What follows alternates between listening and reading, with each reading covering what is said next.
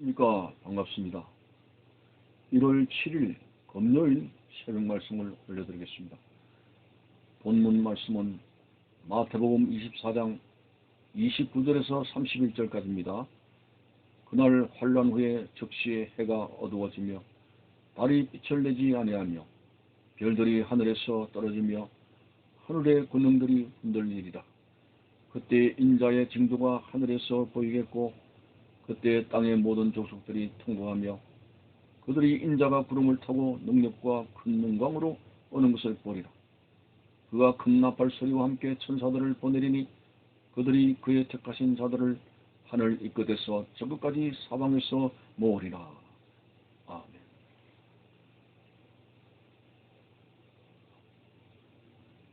지금은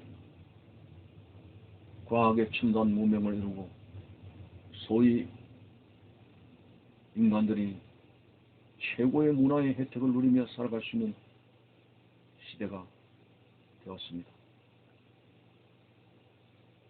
그럼에도 불구하고 처처에 기근이 있고 전쟁이 있고 사람을 죽이는 살인과 성폭행을 비롯해서 여러 가지 인간의 여러 가지 부여한 고난과 고통과 위기가 많이 뒤따르고 있습니다. 이런 그 우여곡절의 지구촌의 삶에 있어서 주관하시는 하나님께서 인류의 역사를 주관하시고 생사복을 주관하십니다. 이렇게 사람들이 거역하고 제약으로 치닫는 가운데 있지만은 하나님께서 인류의 역사를 주관하신다는 사실 앞에서 오늘 본문에서는 특별히 예수님께서 이 땅에 구름을 타고 다시 오신다는 약속의 말씀을 하고 있습니다. 30절에 보니까 인자가 구름을 타고 능력과 큰 영광으로 오는 것을 보리라. 큰 나팔 소리와 함께 천사들을 보내리니 그들이 그의 택하신 자들을 하늘 일끝에서 저 끝까지 사방에서 모으리라. 이것은 하나님의 약속의 말씀입니다. 반드시 이루어지는 것입니다. 이거는 어떤 잘못된 사람들이 해석하는 것처럼 상징적인 것이 아닙니다. 분명히 주님은 구름을 타고 천사들과 함께 이 땅에 그의 백성들을 구원시키고 세상을 심판하시기 위해서 한 번 더 이 땅에 오십니다.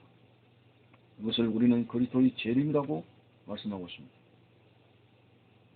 오늘 이 시기가 얼마나 가까웠는지는 우리가 그날과 그때는 하나님만이 아시고 우리는 모릅니다만 어쨌든 이 코로나의 환란과 오늘 세상 돌아가는 모든 여러 가지 정황을 볼 때에 이구동성으로 사람들이 말을 합니다. 아, 주님께서 오실 날이 가까이 왔구나. 이런 말들을 하고 있습니다. 어쨌든 예수님의 재림이 반드시 이 땅에 이루어진다는 사실 앞에서 우리는 그것을 농담으로 여기거나 사람이 지어낸 그런 소설 같은 이야기로 생각해서는 안 됩니다. 종말 때에 예수님께서 구름을 타고 그의 택한 백성들을 구름 위로 올리시고 세상은 대환란으로 들어간다는 사실을 여러분들이 알고 다시 오실 주님 앞에 설 수 있는 신앙의 준비를 해야 된다고 하는 것이죠. 분명히 여러 가지 징조도 오늘 본문에서 말씀했고 예수님께서는 나팔 소리와 함께 천사들을 보내면서 그의 택하신 자들을 사방에서 불러 모으시는 대추수의 날을 말씀하고 있습니다. 그래서 이 마지막 때에 주님을 맞이하기 위해서는 예수님께서 비유를 10천의 비유를 했습니다. 5천에는 지혜롭고 5천에는 미련했습니다.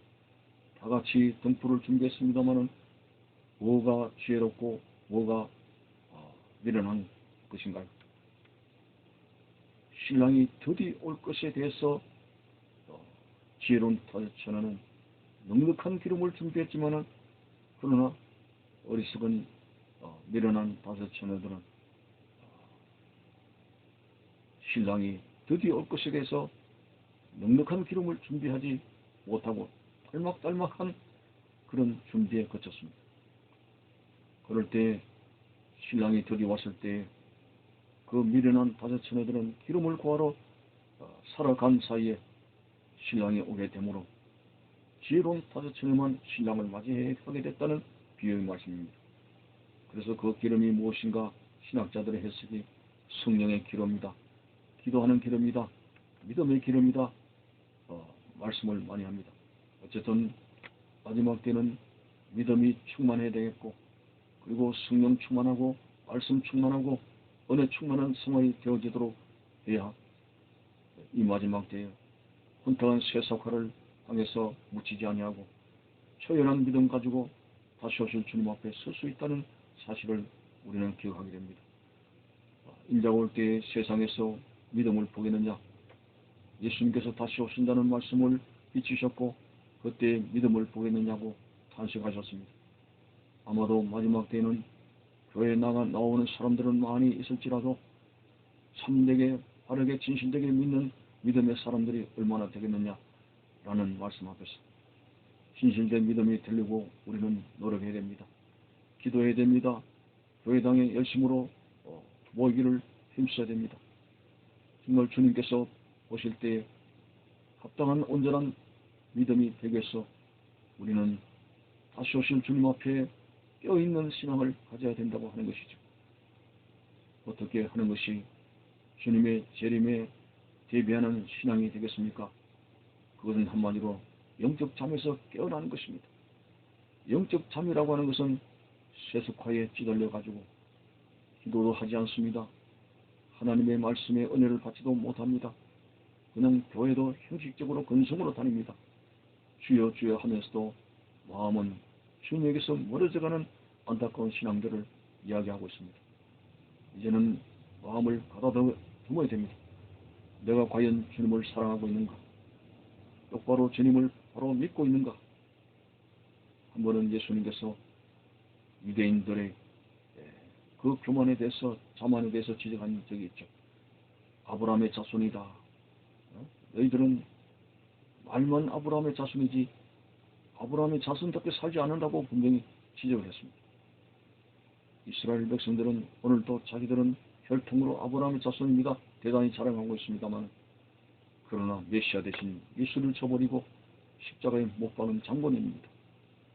오늘 우리들이 그러한 잘못된 오류에 빠지지 않을까.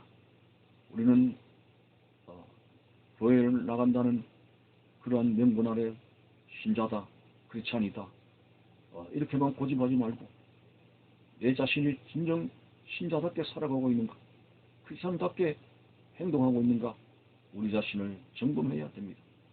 먼 장거리 여행을 가게 될 때에 이제 차량을 정비합니다.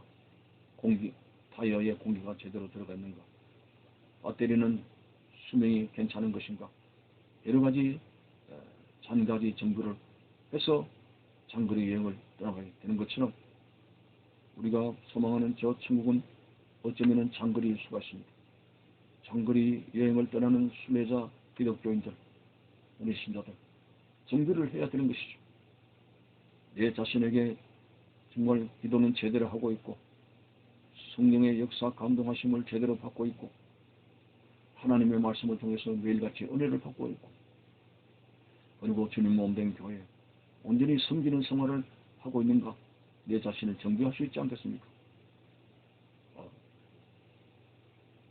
그냥 형식으로 남는 껍데기 신하니까 우리는 두려워해야 됩니다.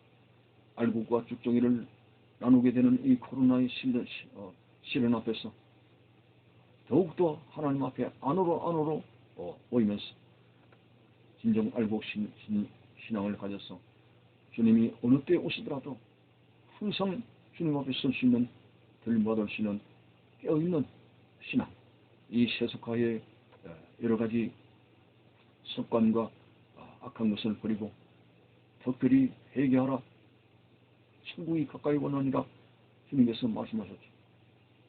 이 마지막 때는 죄악이 관영을 하기 때문에 우리 스스로가 참 완벽하게 살아갈 수 없습니다.